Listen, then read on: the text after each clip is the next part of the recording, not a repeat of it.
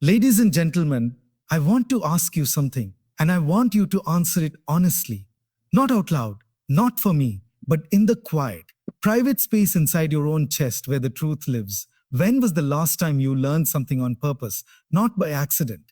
Not because your boss made you sit through a training, not because you stumbled across a video while you were supposed to be doing something else. I mean on purpose, deliberately, with intention, with the conscious decision that said, today I'm going to be more than I was yesterday. Today I'm going to feed my mind the way I feed my body. Today I'm going to treat my own growth like it matters. When was the last time for some of you? That answer is recent. Maybe yesterday, maybe this morning. And if that's you, I want you to hold on to that feeling because this speech is going to confirm everything you already suspected about why that habit is the most important thing you are doing with your life. But for others, and I know you're here because I have been you and I have sat where you are sitting. For others, that answer is uncomfortable. For others, the honest answer is, I can't remember. For others, the honest answer is, I used to read.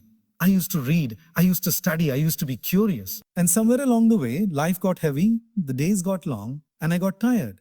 And I told myself I would get back to it when things settled down. And things never settled down. And the months became years. And the person you were going to become when you got back to learning is still waiting. Still standing at the edge of the life you imagine, arms crossed, patient but concerned, wondering when you're going to show up. I need you to hear what I am about to say, not with your ears, with your whole body, with the part of you that already knows it's true. Your life is a direct reflection of what you know and what you are willing to learn, not your talent. Not your connections, not your circumstances, not the family you were born into, or the neighborhood you grew up in, or the breaks you did or didn't catch. The single most powerful variable in the equation of your life, the one you control, the one no one can take from you, the one that compounds over time with terrifying and beautiful force, is your willingness to educate yourself every single day, not when you feel like it, not when you feel like it, not when it's convenient. Not when the course goes on sale, or when you finally have more free time, or when the kids are older, or when work slows down. Every day, like eating, like breathing, like the discipline of a person who has decided once and for all that they are going to win. And I don't mean win like beating someone else. I don't mean win like standing on a podium with someone else's loss underneath you. I mean win like becoming the fullest, most capable, most powerful version of yourself. Win like waking up one day and realizing that the person you are today would astonish the person you were 5 years ago. Win like building a life so intentional, so deeply rooted in knowledge and growth and awareness that no storm, no job loss, no betrayal, no failure, no economic collapse, no global pandemic can uproot you because your roots go too deep. Your foundation is too solid, your mind is too well built. That is the win I am talking about. And it starts with a daily commitment to educate yourself. Let me take you somewhere with me. Come with me to a small apartment in a city that doesn't matter. It could be any city, in any country, at any point in the last 100 years, where a young man is sitting at a kitchen table at 11 o'clock at night. The dishes are in the sink. The kids are asleep. His wife is in the other room already exhausted, already gone to bed. Because tomorrow starts at 5 and it doesn't ask your permission and it doesn't care how tired you are. And this young man has worked a 10-hour shift doing physical labor. His hands are rough. His back aches. His eyes are red. And on the table in front of him is a book, not because someone told him to read it. Not because he was required to. Not because there was a test tomorrow or a grade on the line or a boss watching over his shoulder. But because this young man had made a decision. Go. A quiet decision, the kind that nobody witnessed, the kind that doesn't come with applause or recognition.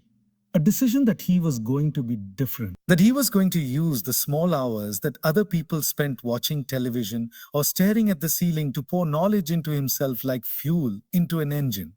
That whatever it cost him in sleep, whatever it cost him in comfort, was worth paying.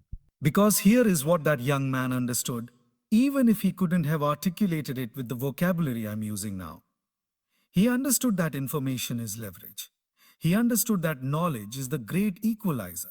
He understood that a person who commits to learning every single day is building something invisible, a structure inside their mind, a framework of understanding and capability and perspective that will eventually be worth more than any credential, any inheritance, any lucky break. That young man, in various forms, has existed in every era of human history. Abraham Lincoln, who taught himself law by reading borrowed books by firelight. Frederick Douglass, who learned to read in secret, against the law, at personal risk because he understood. He knew with absolute certainty that literacy was the first step toward freedom. Benjamin Franklin, who as a teenager would sneak his brother's printing materials to teach himself to write, who educated himself so thoroughly that he became one of the most consequential minds of his century. Oprah Winfrey, who grew up in poverty and found in books a door to a world wider than the one she'd been handed. Elon Musk, who as a child read 10 hours a day, who read the entire encyclopedia, who when he decided to build rockets taught himself rocket science from textbooks because he believed. And this is the extraordinary part. He believed that what can be learned from books can be learned by anyone willing to put in the time. These are not stories about genius. These are stories about hunger, about the decision to never stop learning, about the daily, unglamorous, unsexy discipline of educating yourself even when you're tired, even when it's hard, even when nobody is watching, even when the results are invisible, even when everyone around you thinks you're wasting your time.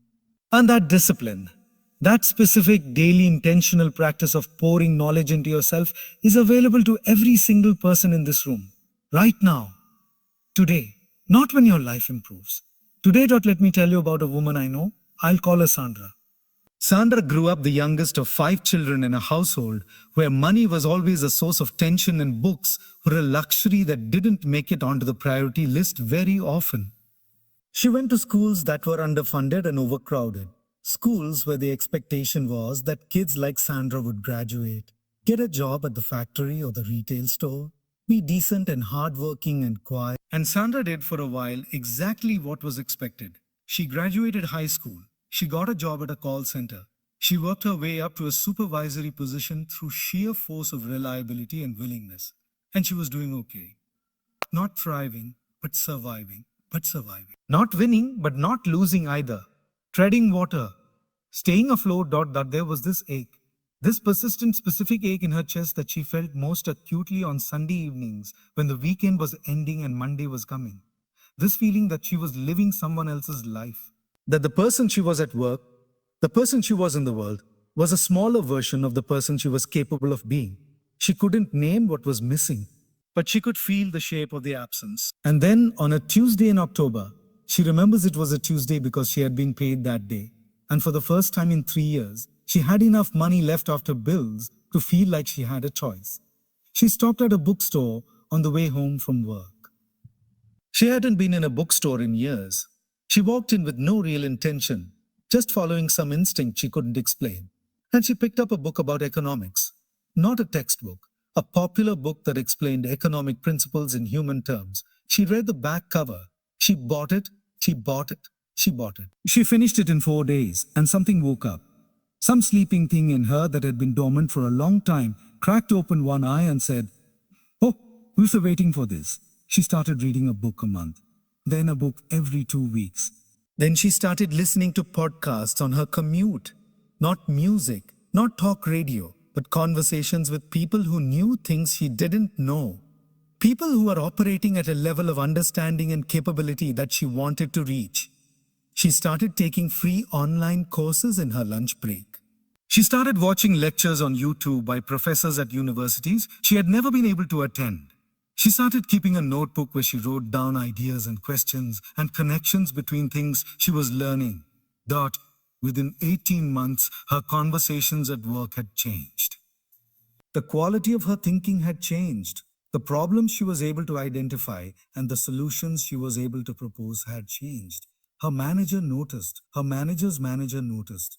Within 3 years, Sandra had been promoted twice and was managing a team of 40 people and implementing strategies that were being studied by other departments in the company. Within 5 years, she had been headhunted by a competitor, moved to a senior leadership role, and was earning 4 times what she had been earning when she walked into that bookstore on a Tuesday in October. But here's what I want you to hear, because the money and the promotions are not the most important part of this story.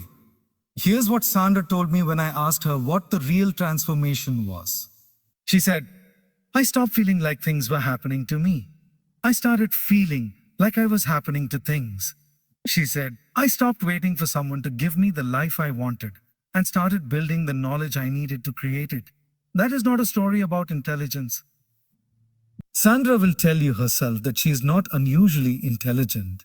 That is a story about a daily decision to learn, a daily decision to put knowledge into the machine of her mind and trust that the output would eventually be worth more than the input.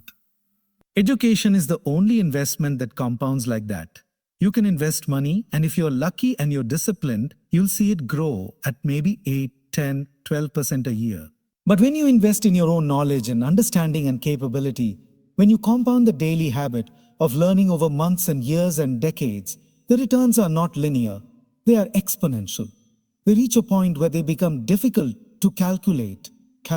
They reach a point where the version of you that exists after 10 years of daily learning is so fundamentally different from the version that started that you almost can't recognize the person you used to be. Now, I want to address something because I know what some of you are thinking. I can feel it in the room, the way a musician can feel the key a crowd is in. Some of you are thinking, I'm too old, I'm too far behind. The people I'm competing with have had advantages I never had. I've missed the window. Some of you are thinking, I'm too busy. I have responsibilities. I have children, parents to care for, 2 jobs, a commute that would make your head spin. When exactly am I supposed to be educating myself every day? In my sleep. And I hear you. I take those concerns seriously because they are real and they are heavy and they deserve an honest response rather than a dismissive wave. So let me give you the honest response. On the question of being too old, let me tell you about Nola Oski, graduated from Fort Hays State University at age 95 with a general studies degree, making her at the time the oldest college graduate in the world, at 95. When reporters asked her why she had done it, she said simply that she had always believed learning should never stop. Let me tell you about Fauja Singh, who took up marathon running at 89 years old and completed his first race at 90, becoming the oldest person to complete a full marathon, and who trained for that marathon by learning, studying the science of running, the principles of training, the requirements of his body, at an age when most people have long since decided the time for learning new things is past. Let me tell you about the scientific research on neuroplasticity, the extraordinary repeatedly confirmed discovery that the human brain retains the ability to form new neural pathways, to learn new skills, to develop new capabilities throughout its entire lifespan. The brain you have right now, at whatever age you are sitting in this chair, is capable of learning things it has never learned before. The structure of your intelligence is not fixed. It is not finished. It is not a closed book. It is an open document. And you are still writing. You old. You are not too old. On the question of being too busy, I want to be respectful here because I know that some people's lives are genuinely, structurally demanding in ways that leave very little margin. I know that. But I also know this because I have studied the lives of people who managed to transform themselves under extraordinarily difficult circumstances. And what I have found over and over again is that the issue is not usually the availability of time, but the allocation of it. The average person in a developed country spends somewhere between 3 and 5 hours per day consuming entertainment media, television, social media, streaming services. 3 to 5 hours per day. I'm not saying all of that time should be redirected to studying. I'm not saying leisure is bad or that rest is a waste. Rest is necessary. Downtime is necessary. Joy is necessary. But I'm saying that if you told me you had 30 minutes per day that you were currently spending in a way that brings you neither rest nor joy nor genuine nourishment, 30 minutes of numbing, scrolling, watching things you don't remember tomorrow, and you redirected those 30 minutes toward deliberate learning, the compounded effect over a year, over 5 years, over a decade would be staggering. That 30 minutes a day. That's it. That's the entry fee to 30 minutes of reading. 30 minutes of a podcast or lecture or documentary that teaches you something real. 30 minutes of practicing a skill, studying a subject, exploring a domain of knowledge that moves you closer to the person you want to become. 30 minutes a day, compounded over 10 years, is over 1800 hours. 1800 hours in which, according to research on deliberate practice, a person can go from complete novice to genuine competence in almost any domain. 1800 hours in which the landscape of what is possible for you expands in ways you cannot fully predict from where you stand today.